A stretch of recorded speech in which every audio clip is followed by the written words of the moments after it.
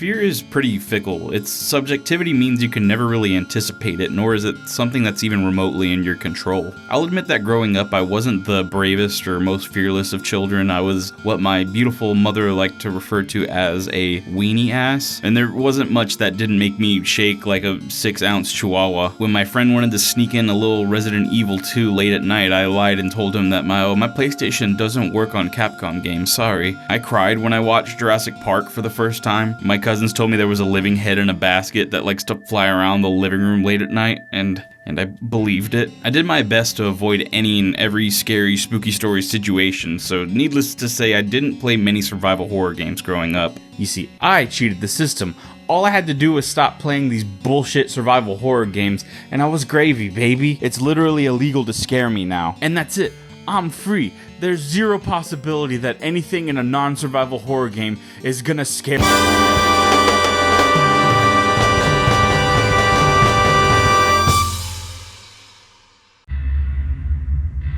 If you ask me to really rack my brain for the perfect depiction of what it feels like to actually have a nightmare, then the nightmare trip in Max Payne comes pretty damn close. And the game itself isn't so squeaky clean. Not sure if opening the whole thing, witnessing your wife and baby murdered by crazed addicts was enough of a hint or not. But even in this harsh, gritty reality that is Max Payne, Max's nightmare trip is just so jarring. Hallways don't seem to ever end. You have to platform from blood splatter to blood splatter in what seems to be an infinite void, all while the recurring death throes of your wife and infant pierce your eardrums as she begs for her life.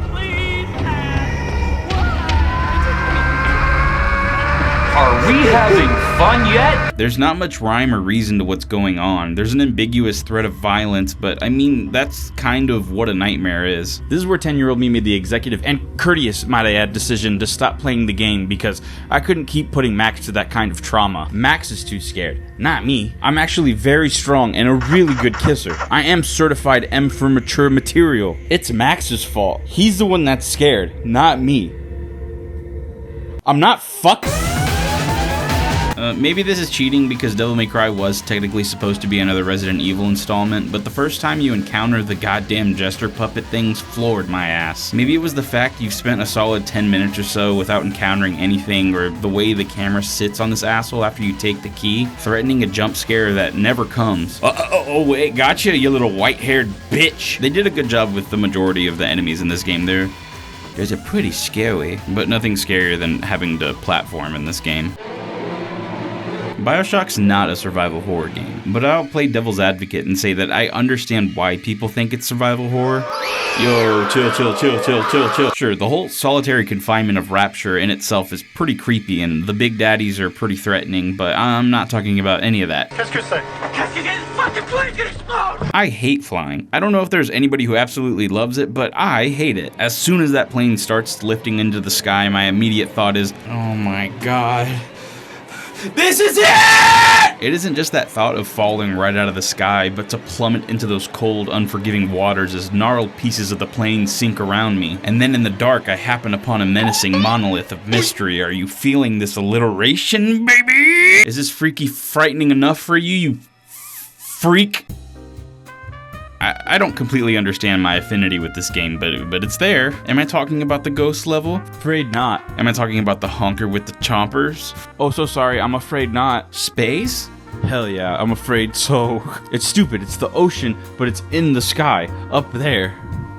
Yikes. The alien level isn't so scary in and of itself, but just the fact that the babies would be so callous to leave Angelica stranded in the void of space, under the care of alien creatures all by herself. She's 3, Tommy Pickles, you ice-cold little bald prick! I hope you babies fall into a black hole and can't climb out!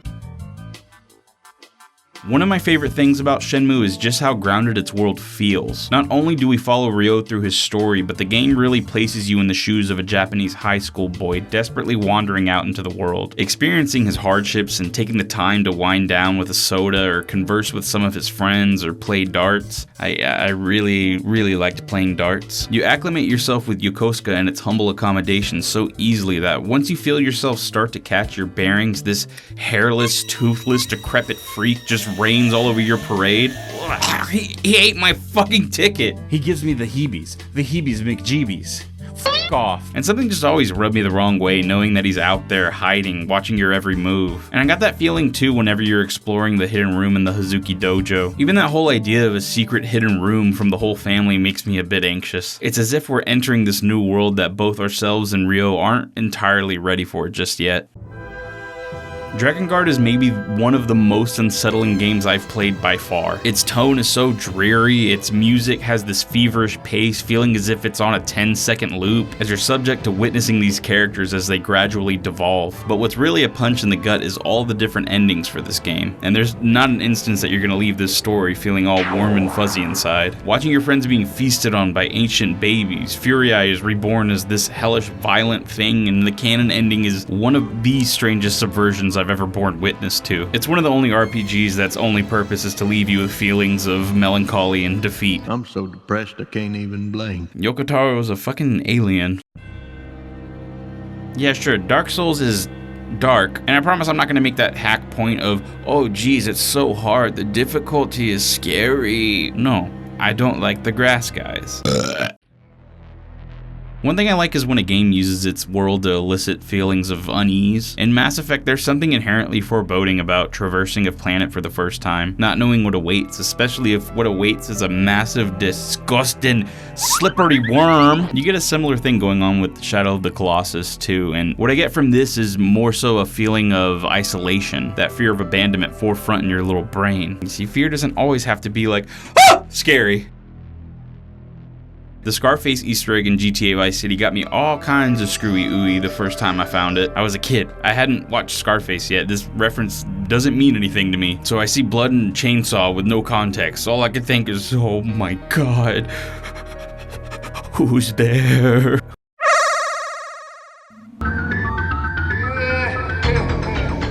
Who even pitched this idea?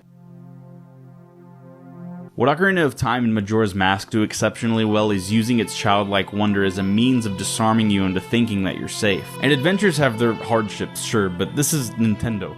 Nintendo's not scary. In Ocarina of Time, the world as young Link has its trials and surprises, sure. Holy shit! However, once you play the aforementioned Ocarina of Time, you're thrust into a world full of despair. You have to keep in mind too that while you may be big of body, you still possess the maturity and consciousness of a young boy. That same adolescence now being used against you. And even the whole concept of Majora's Mask can be a hard concept to grasp, especially for a child. Having the responsibility thrust upon you to aid these poor souls as they must confront their own deaths, all while your own demise looms just moments down the road, the physical embodiment of which looming right above your head, watching your every step. Watching Link first try on each individual mask is a rough experience, as well as he visually succumbs to the agony of wearing the face of another being. Ovendal breaks down this stuff much more eloquently than I ever could, so check their video out on the subject. It don't cost nothing to show some love. A lot of the eeriness in these two games tends to be seemingly unintentional. Homeboy just reaching his hand out the goddamn floor, the unpredictability of the phonograph guy. There's just something slightly off about most of the character designs and personalities, giving them this kind of alien and inhuman nature. A great example being the Happy Mask salesman's moral ambiguity, strengthened by his unrelenting grin and his cheerful attitude. Yo, chill, chill, chill, chill. But these games have monsters, right? I'm sure they're a little bit scary, right? I mean, skeleton dudes popping out of the ground ain't great. It's better than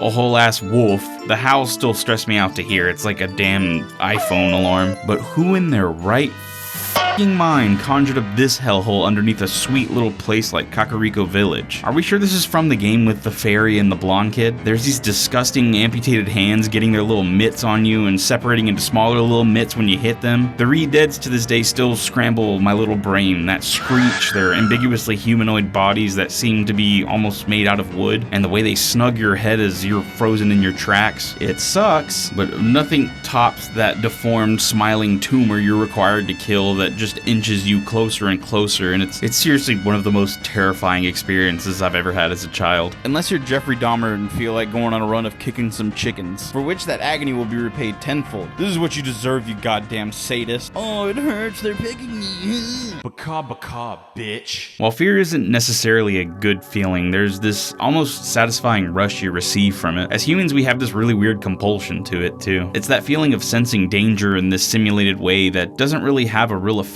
on us. Roller coasters, haunted houses, calling in a bomb threat at your high school without blocking your number.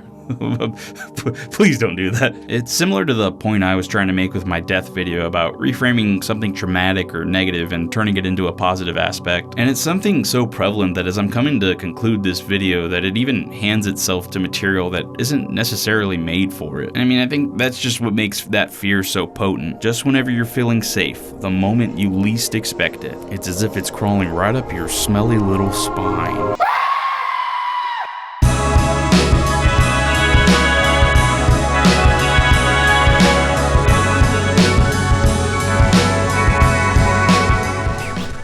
This is up, my island boys? I'm tired of saying sorry for videos taking so long, but I'm finally changing up the method of how I'm producing a lot of these. I'm writing several scripts right now, so by the time this video comes out, I'll have another video the following week. I'm hoping. Well, we'll see. I don't really want to make promises anymore because every time I do, something gets in the fucking way. But thank you to everyone who returns and keeps watching my videos. And if you're new, hey, how's it going? How you doing? It's me.